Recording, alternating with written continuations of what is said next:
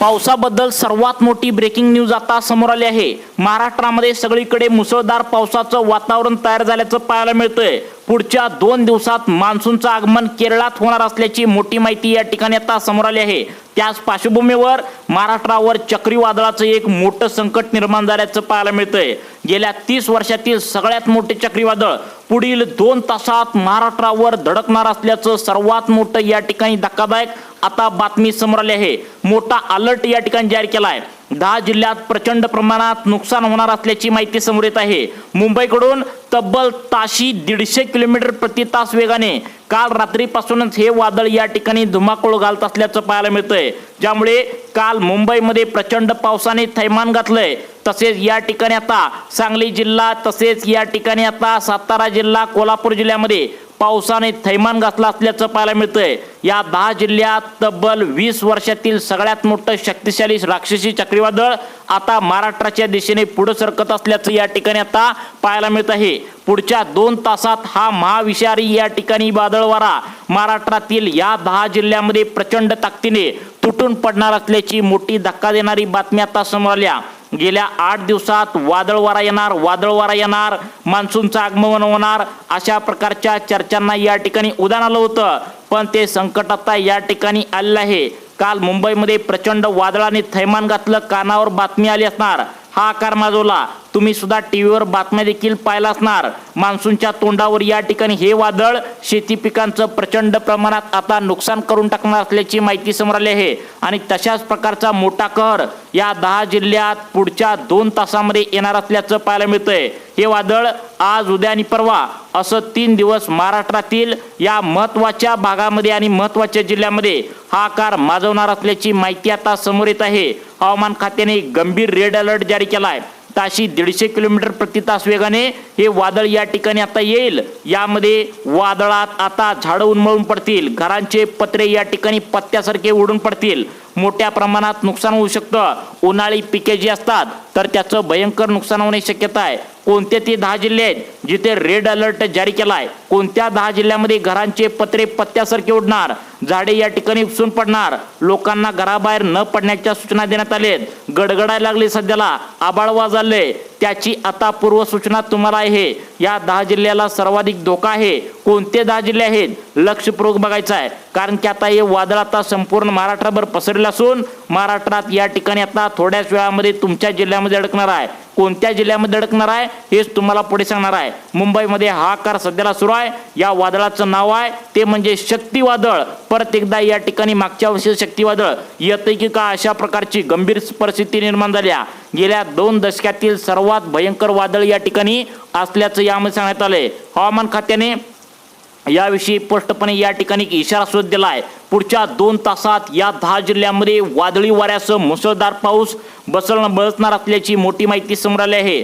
अरबी समुद्र आणि बंगालच्या उपसागरामध्ये कमी दाबाचा पट्टा या ठिकाणी अचानक निर्माण झाल्यामुळे आता मान्सून पावसासोबत हे आता वादळ थैमान घालणार। त्यामुळे वादळ तयार झाले, याचा वेग इतका प्रचंड आहे की ज्यामुळे नारळाची झाडं, विजेची खांब असतील, कच्च्या घरांची पत्रे असतील तर त्यांना या ठिकाणी सर्वात मोठा धोका असल्याचं आता सांगण्यात आलंय।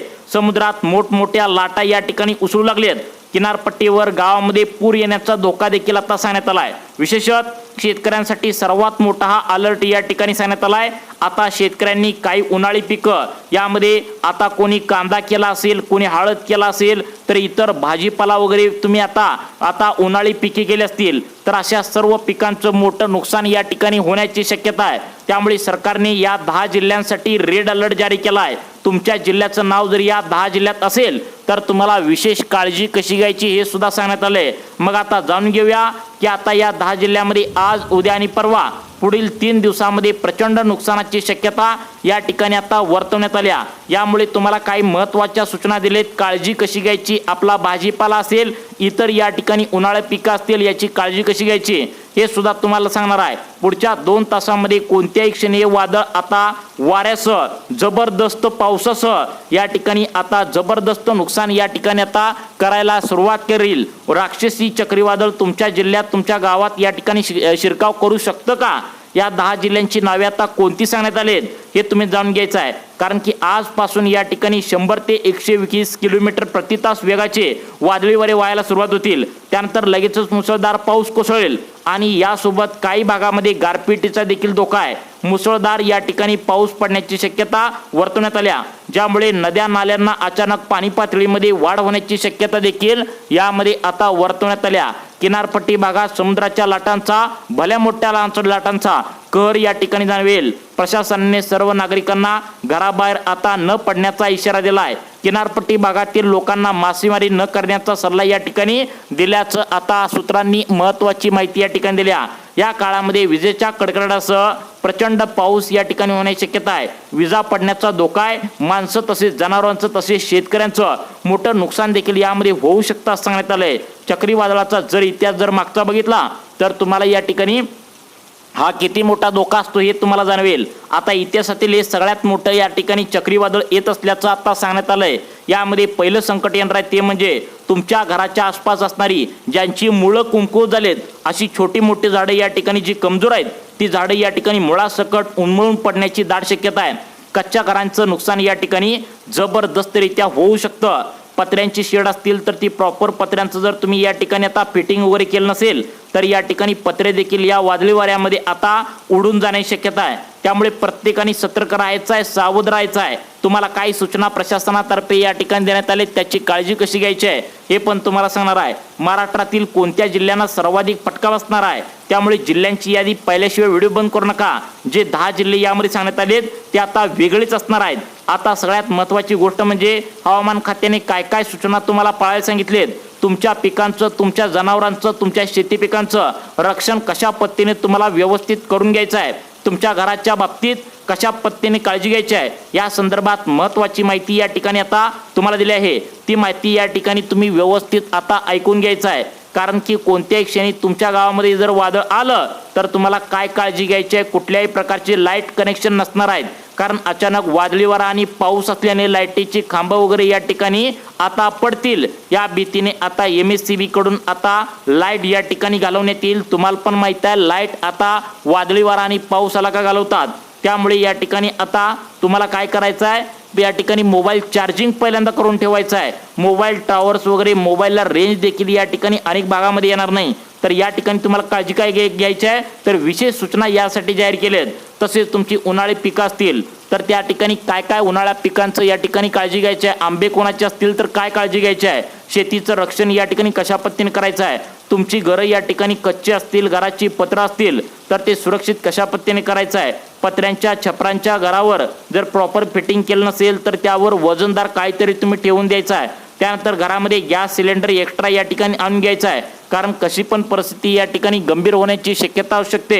विजेचे उपकरण जर या ठिकाणी असतील, ज्या वेळेस पावसाचं वातावरण होईल त्या ठिकाणी विजा जर कडकडत असतील त्यावेळेस ते तुम्हाला काय करायचं आहे, आता तुमचं लाईटचं स्विच बंद करायचं आहे. घराबाहेर जर असाल तर मोबाईल इलेक्ट्रॉनिक वस्तूंचा वापर अजिबात करू नका, कारण विजा चमकत असते तर अजिबात या ठिकाणी तुम्ही काळजी त्या ठिकाणी घ्यायचं आहे. बऱ्याच वेळा असे लक्षात आले की मोबाईलचा डाटा ऑन असेल त्यावेळेस कॉल वगैरे जर आला तिथे वीज पडण्याची शक्यता देखील जास्तीत जास्त प्रकरणामध्ये या ठिकाणी अनेक भागामध्ये घडल्याचं पाहायला मिळतंय. त्यामुळे विजा चमकत असतील तर त्या ठिकाणी डाटा वगैरे ऑफ ठेवा, त्या कारण त्या लहरीद्वारे आता वीज खेचण्याची शक्यता असते. त्यामुळे बाहेर असताना मोबाईलचा वापर टाळलेलंच तुम्हाला या ठिकाणी फायदा ठरेल. जर पावसात जर तुम्ही अडकला तर ज्यावेळेस शेतात गेला असाल तर काय होईल, त्यावेळेस झाडाखाली शक्यतो उभा राहू नका. विजा या ठिकाणी झाडावर पडत असतात असे या ठिकाणी म्हणलं जातं. जर कडकडत असतील विजा तर तुम्ही किनारपट्टीच्या भागात राहत असाल तर या ठिकाणी काळजी घ्यायची आहे. तसेच या ठिकाणी तुम्ही आता किनारपट्टीच्या भागात म्हणजे समुद्राच्या कडेला नदीच्या कडेला राहत असाल तर तुमची कागदपत्र या ठिकाणी व्यवस्थित ठेवायचं आहे, सुरक्षित या ठिकाणी ठेवा, कारण की घराघरामध्ये अचानक पाणी सुद्धा या ठिकाणी वाढू शकतं आणि भिजू शकतात. मासेमारी करणाऱ्यांना किनारपट्टीवर परतण्याचे आदेश देण्यात आलेत. अनावश्यक प्रवास टाळायचा आहे. त्यावेळेस घरातून बाहेर पडत असताना विशेष काळजी घ्यायची आहे. हवामान खात्याच्या वेबसाईटवर ॲप्सवर वादळाच्या अद्ययावत माहितीवर या ठिकाणी लक्ष ठेवायचं आहे. या ठिकाणी 10 जिल्ह्यात सगळ्यात मोठा धोका आहे. मग 10 जिल्हे कोणते आहेत, याच्यामध्ये कसं नुकसान होऊ शकतं, कारण की बरेचसे लोक जे आहेत ते सिरियसली या ठिकाणी घेत नाहीत. आता मागच्या वर्षी वादळ आलं तर अनेक जण म्हणली मागच्या वर्षी या ठिकाणी आलं होतं, मागच्या वेळी अनेक जण म्हणली काय याचा काही इफेक्ट जास्त बसणार नाही असं वाटत होतं, परंतु आता या ठिकाणी जबरदस्त मागच्या वर्षी सुद्धा नुकसान झाल्याची बातमी समोर आली। पूर्वीच्या वादळाची तीव्रता कमी होती, त्याचा वेग कमी होता, परंतु या ठिकाणी या वर्षीची तीव्रता या ठिकाणी वाढल्याचं पाहायला मिळतंय। जर आपण वादळाचा इतिहास पाहिला तर तुमच्या लक्षात येईल 2019ला कीर नावाचं एक वादळ या ठिकाणी आता कोकणात आलतं, ज्याने रायगड आणि रत्नागिरी जिल्ह्यातील शेती पिकांचं भयंकर नुकसान केलं होतं। रायगड रत्नागिरी जिल्ह्यातील व्हिडिओ अजून सुद्धा या ठिकाणी आता आले आहेत बघा। त्या ठिकाणी सगळ्यात महत्त्वाचं बाकीच्या जिल्ह्यात सुद्धा आता धुमाकूळ घातला होता, गांभीर्य या ठिकाणी लोकांनी समजलं नव्हतं, त्यामुळे त्यावेळी त्यांचं नुकसान झालं। त्यामुळे आता तरी सावधान व्हा। 2020 मध्ये एक वादळ आलं होतं, आफान नावाचं वादळ होतं, तर त्यामध्ये जवळपास 13 ते 15 लाख घरांचं नुकसान या ठिकाणी झालं होतं। शेती पिकांचं तरी इतकं नुकसान झालं होतं की ते भरून काढण्यासाठी 2 वर्षे लागली बघा। 2021 मध्ये या चक्रीवादळ होतं, त्याने किनारपट्टी लगतचे जिल्हे आहेत, मग ते रत्नागिरी असेल, सिंधुदुर्ग असेल, रायगड असेल, तसेच या ठिकाणी आता इतर जिल्हे असतील, यामध्ये प्रचंड मोठा हाहाकार या ठिकाणी माजवला होता।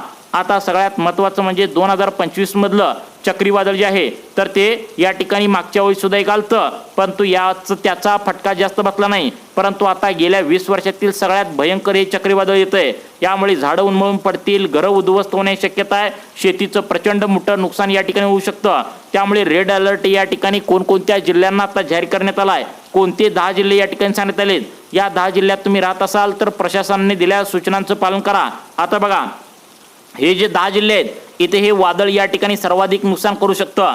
10 जिल्हे आहेत बघा, सर्वांनी ऐकायचं आहे, त्यानंतर कोणत्या सूचना दिल्या आहेत आणि यापासून तुमची काळजी कशी घ्यायची हे सांगतो। मुंबई शहर, मुंबई या ठिकाणी शहराचा काही भाग या ठिकाणी कालच भागामध्ये आता या पावसाची सुरुवात झाल्याचं पाहायला मिळतंय। मुंबई शहर आणि मुंबई उपनगर जिल्ह्यामध्ये सुद्धा पावसाचा आणि वादळी वाऱ्याचा अलर्ट देण्यात आलाय। त्यानंतर ठाणे जिल्हा आहे, किनारपट्टीचा लगतचा जिल्हा आहे रायगड, या जिल्ह्यामध्ये देखील आता प्रचंड मोठा अलर्ट पावसाचा आणि या ठिकाणी वादळी वाऱ्याचा देण्यात आल्याचं पाहायला मिळतंय। त्यानंतर रत्नागिरी जिल्हा आहे, रत्नागिरी जिल्ह्यामध्ये देखील कालपासूनच या ठिकाणी मोठा वादळी वारा पावसाला सुरुवात झाली, त्यामुळे त्यांनी सुद्धा काळजी घ्यायची आहे।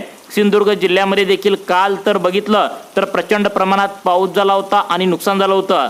पालघर जिल्हा, त्यानंतर पुणे विभागातील काही जिल्हे आहेत ते म्हणजे अत्यंत महत्त्वाचे आहेत। पुणे विभागातील जिल्हे या ठिकाणी किनारपट्टीपासून जरी हे बाजूला असले तर त्याच्या साईडने जे वारा येणार आहे त्यामध्ये आता भयंकर नुकसान होण्याची शक्यता वर्तवण्यात आल्या बघा। या ठिकाणी कोणते जिल्हे आहेत, कोल्हापूरचा काही भाग, आता कोल्हापूरमध्ये प्रचंड प्रमाणात आता या ठिकाणी सावधगिरी बाळगणं गरजेचं आहे। त्यानंतर सातारा जिल्ह्यामध्ये सुद्धा या ठिकाणी काही भागामध्ये मुसळधार ते अतिमुसळधार पावसाची शक्यता वर्तवण्यात आल्या बघा। राज्यात सरकारने आता तसेच हवामान विभागाने महत्त्वाचे या ठिकाणी तारखा सुद्धा देण्यात आलेत, त्या तारखांना प्रचंड प्रमाणात या जून महिन्यामध्ये प्रचंड नुकसान होण्याची शक्यता आहे। 10 जिल्हे कोणते आहेत, ज्यामध्ये 7 जिल्हे असे आहेत किनारपट्टी लगतचे आहेत, बाकीचे जिल्हे किनारपट्टीपासून थोडी बाजूला आहेत, तरी देखील इथे प्रचंड प्रमाणात नुकसान होण्याची शक्यता आहे। मग 10-20 जिल्हे व्यतिरिक्त दुसऱ्या जिल्ह्यामध्ये या ठिकाणी आता आपल्याला कमी प्रमाणात अधिक प्रमाणात पाऊस पाहायला मिळेल। अवकाळी पाऊस आणि या ठिकाणी मान्सूनचा पाऊस दोन्ही एकत्र या ठिकाणी धुमाकूळ घालणार असल्याची शक्यता वर्तवण्यात आल्या।